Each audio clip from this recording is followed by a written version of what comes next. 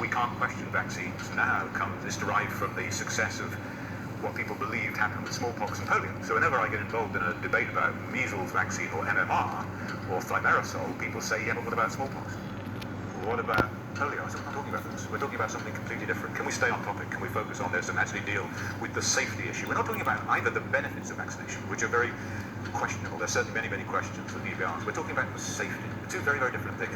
People talk about the benefits when they really should be focusing upon the safety. Just because something may produce a beneficial effect, that does not make it safe. I was in a group practice with 4 other pediatricians, and around 2004 or 5, I saw my first case in my own practice. So a child that I'm taking care of who was completely normal at age 1 regressed into severe autism over a matter of months. So by age 2, this child was nonverbal, no eye contact, suffering.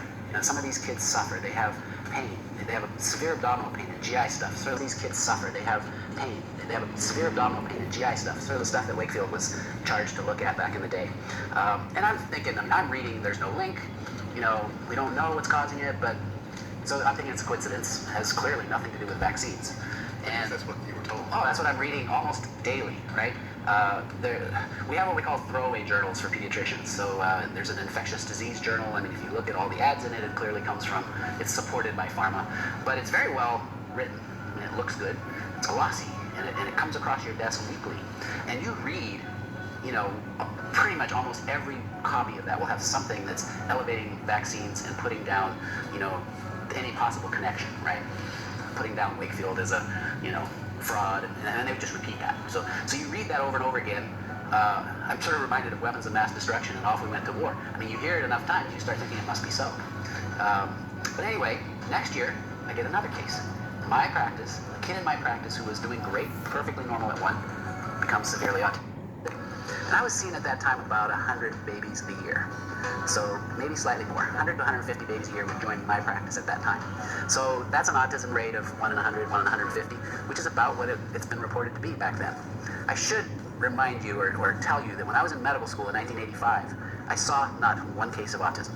So I'm at a regional center, Dartmouth Hitchcock Medical Center, and I didn't see a single case. In my residency training in California, again at major centers, I had one case that I recall of what we called PDD-NOS, pervasive developmental disorder not otherwise specified.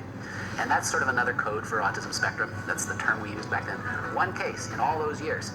So it is true that the autism rate has just skyrocketed. I mean, absolutely skyrocketed. You'll hear people say, well, we're just better at diagnosing it, right? Oh, come on. These cases that I'm telling you about, so to get back to them, you can't miss them. They weren't missed. They didn't exist. You cannot miss a kid who's got no eye contact and is flapping perhaps and not talking when they were talking before. This was something new. This was something different. Fast forward a couple more years, I had 4 cases. So in November of 2007, I walked into a room and there was a little fellow, I know his name, I mean, he's still my patient, and he'd been normal at 1 when I'd seen him. He'd seen my nurse practitioner at 18 months and was doing great. And he was like we're behind the window. He had his back to the window in a stroller and he was just doing this.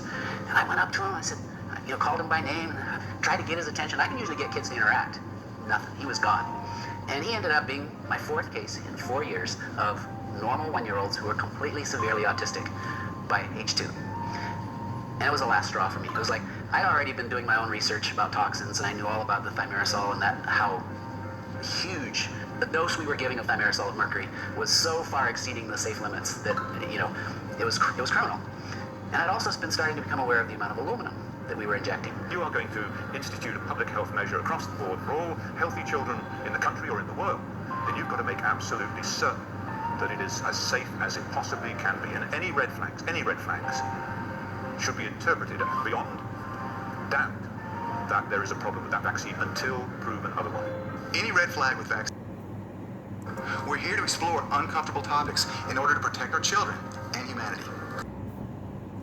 Since then, the smallpox vaccine has been linked to tuberculosis. Vaccinations became mandatory in England in 1853, and by 1857, fines and imprisonment awaited people who refused to be vaccinated against smallpox. Dr. Humphreys just mentioned that once smallpox vaccinations became mandatory in England, massive epidemics began to occur. According to official figures of the Register General of England, Between 1857 and 1859, there were over 14,000 deaths from smallpox. Then, between 1863 and 1865, there were over 20,000 smallpox deaths. A few years later, there were almost 45,000 smallpox deaths between 1870 and 1872. But England wasn't the only place to make smallpox vaccinations mandatory. It happened in the United States too.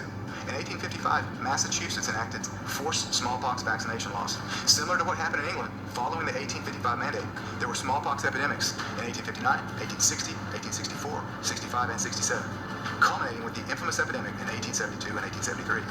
Similar events occurred in Germany, Japan, Scotland, Ireland, Sweden, Italy, Holland, Austria, and Japan during the late 1800s. As vaccination rates increased, so did the incidence and deaths from smallpox. I won't go into all the graphs and numbers, but they're readily available.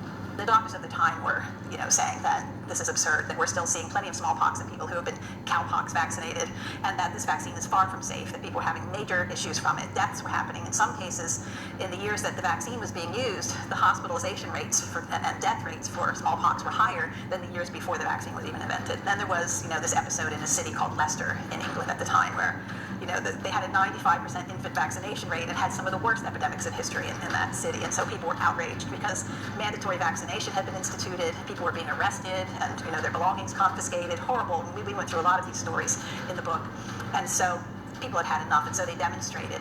And so there was this great demonstration, which is one of our chapters, and there was a big rally with over 80,000 people that showed up. These people were angry. Their kids were getting really messed up from this vaccine, and it wasn't working. So it's one thing to take the risk of getting a vaccine if it's working, but in this case, it was lose-lose for them. So they decided they were going to stop vaccinating. And instead, whenever somebody had smallpox, they had people that were already immune tend to the person, and they sanitized everything in their midst and kept them isolated. And that turned out to be actually the best way to deal with smallpox in communities. And so, predictions of doom and gloom that there was going to be a wildfire of smallpox set upon the planet as a result of this, lunatics who wanted to stop vaccinating were, dictated from on high. And of course, that didn't happen. And we give you the exact numbers in Dissolving Illusions of how the death rates plummeted and how the outbreaks actually went down significantly. And Leicester, compared to the surrounding towns that continued to vaccinate heavily, had the lowest death rates, and in lots of cases, actual outbreak rates as well. The eradication of smallpox was actually